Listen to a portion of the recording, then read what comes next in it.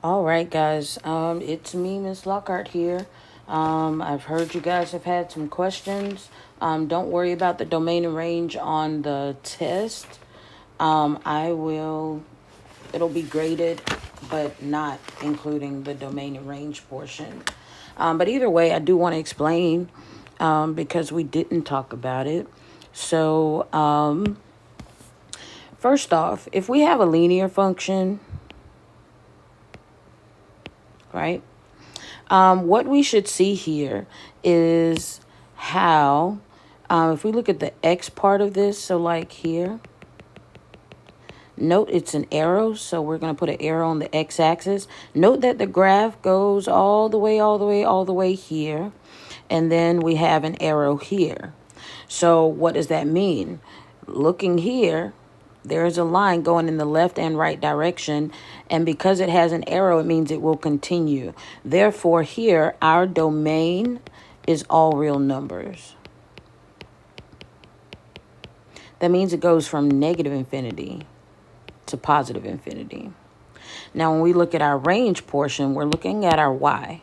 So we're going to go to the edge of this graph, and now we're going to the y-axis.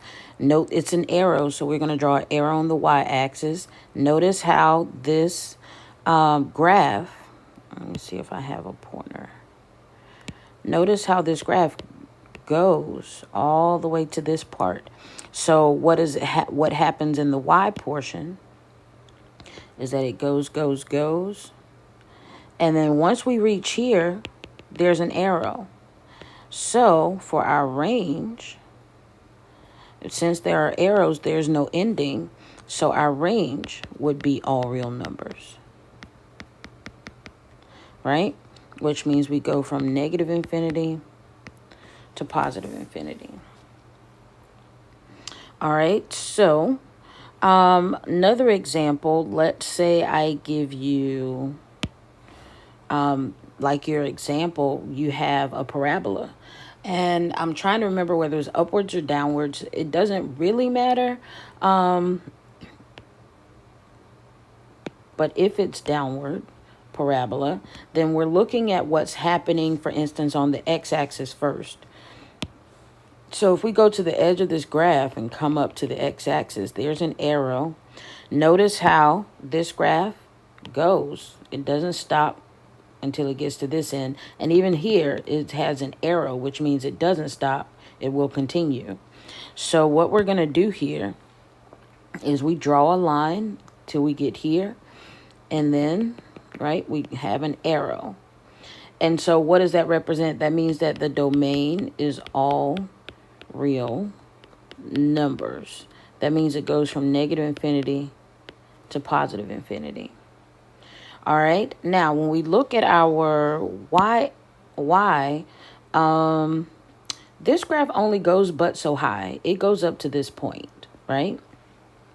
And what's important is the y value here. So let's say the y value here is 8, right? Then when we look at this graph, notice how it goes down. And then when we come here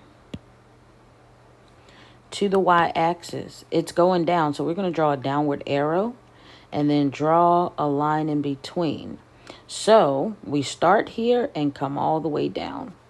So for our range, we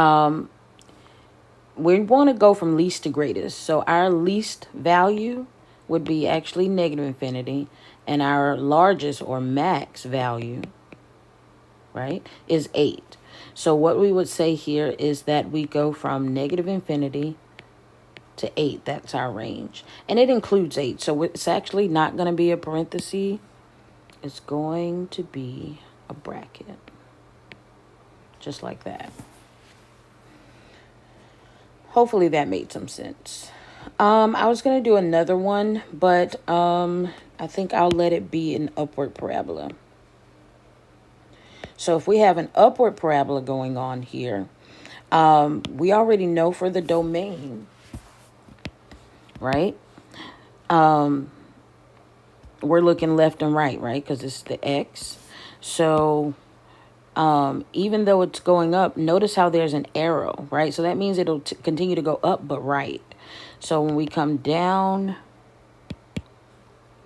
here, it doesn't stop. It's actually going to be an arrow. It would keep going. The graph goes until we get here, but it's an arrow, so it's going to keep going. So here we note that our domain is all real numbers. Okay? And then for the range, let's look. Let me choose. All right, it goes down this far, but it doesn't go any further. Let's say this is -6. Okay? And notice how the graph, right, keeps going up, right? So that means we come over here, we're going to make this an arrow because it keeps going up. And so our range from least to greatest starts at -6 and then it continues to go up. So we say our range goes from -6 to positive infinity. Okay? So that's that on that. Now we're going to come to inverse functions, but I'm going to do it in a separate video.